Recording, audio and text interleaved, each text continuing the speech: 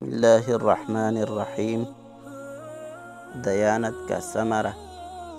حضرت علامہ شیخ محمد بن البانی البزاز بیان کرتے ہیں کہ میں مکہ معظمہ میں مجاور تھا۔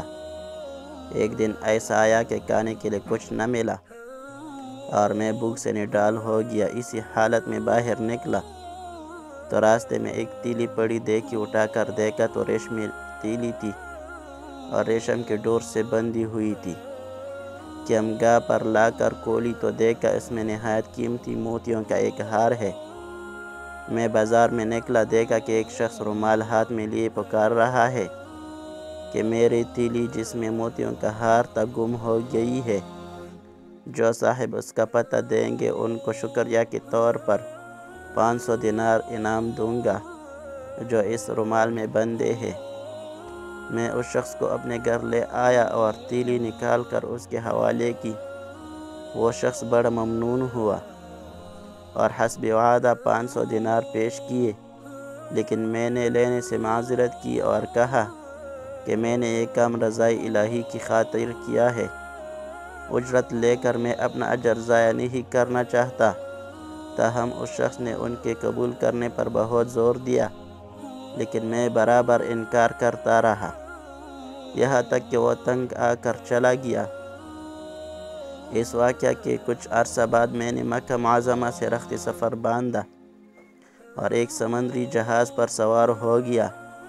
بدقسمتی سے راستے میں طوفان آ گیا اور جہاز ایک چٹان سے ٹکرا کر پاش پاش ہو گیا۔ میرے سوا سب مسافر ڈوب گئے۔ میرے بچنے کی صورت یہ ہوئی کہ تختہ میرے ہاتھ آ گیا اور میں اس پر بیٹھ گیا۔ بہتا بہتا ایک جزیرے کے ساحل تک پہنچ گیا۔ حسن اتفاق سے اس جزیرے کے باشندے مسلمان تھے۔ میں وہاں کی مسجد میں ٹھہر گیا۔ لوگوں نے مجھ سے حال دریافت کیا۔ میں نے ان کو اپنی تمام سرگزشت سنائی۔ لوگ یہ سن کر بہت متاثر ہوئے اور میرے ساتھ نہایت اچھا سلوک کیا۔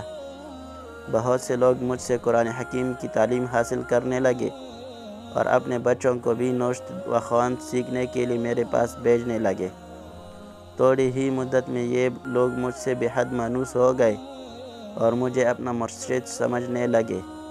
وہ مجھے کافی مالی امداد بھی دیتے تھے اور دوسری کوئی خدمت کرنے سے بھی دریغ نہ کرتے تھے۔ ایک دن انہوں نے آپس میں کچھ مشورہ کیا اور پھر میرے پاس آ کر کہا کہ ہماری رائے یہ ہے کہ آپ شادی کر لیں اور یہاں مستقل اقامت اختیار کر لیں۔ میں نے کہا جیسے آپ لوگوں کی خوشی۔ چنانچہ انہوں نے بتایا کہ ہمارے یہاں ایک مالدار یتیم لڑکی ہے، ہمارے خیال میں اس کے لیے آپ سے بہتر شوہر ملنا مشکل ہے۔ اگر آپ رضامند ہو تو اس سے آپ کا نکاح کر دیں۔ میں نے رضامندی کا اظہار کیا اور میرا اس لڑکی سے نکاح ہو گیا۔ جب میں نے خلوت میں اپنی بیوی کو دیکھا تو یہ دیکھ کر حیران رہ گیا کہ وہ تیلی والا ہار اس کے گلے میں پڑا ہے۔ دریافت کرنے پر معلوم ہوا کہ یہ لڑکی اسی حاجی کی تھی جسے میں نے محض اللہ کے لیے ہار واپس کر دیا تھا۔ لوگوں نے مجھے بتایا کہ جب اس لڑکی کا باپ حج سے یہاں واپس آیا تھا تو اپنے قیمتی ہار کے گم ہونے اور پھر اس کے مل جانے کا واقعہ اکثر بیان کیا کرتا تھا اور کہا کرتا تھا کہ میں جس شخص نے مجھے یہ ہار واپس دیا، ایسا بے نفس آدمی میں نے دنیا میں نہیں دیکھا۔ پھر وہ یہ دعا کیا کرتا تھا کہ کاش اس کی مجھ سے یہاں ملاقات ہوتی تو میں اپنی لڑکی کا عقد اس سے کر دیتا۔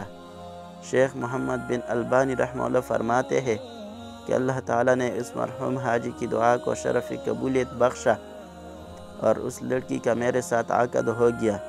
اس بیوی سے اللہ تعالیٰ نے مجھے اولاد بھی عطا فرمائی اور اپنے والد کی تمام جائیداد کی تنہا وارث تھی۔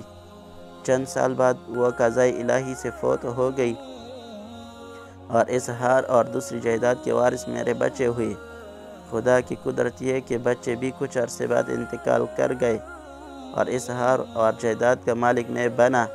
اس ہار کو میں نے 1,00,000 دینار میں فروخت کیا۔ پھر اللہ تعالیٰ نے اس رقم میں اتنی برکت دی کہ میرے پاس مال و دولت کا کوئی حساب ہی نہ رہا۔ حاصل سچ ہے، نیکی کا بدلہ ہمیشہ اچھا ہی اور برائی کا بدلہ برا ہی ملتا ہے۔ جیسا کہ اس واقعہ میں دیانت کا بدلہ کیسا عظیم ملا۔ اللہ تعالیٰ نے دنیا میں ہی دکھا دیا کہ جو امانت دار ہوگا اللہ تعالیٰ غیب سے اس کی مدد فرمائے گا۔ اللہ تعالیٰ ہمیں اس واقعہ سے سبق حاصل کرنے کی توفیق عطا فرمائے، آمین یا رب العالمین۔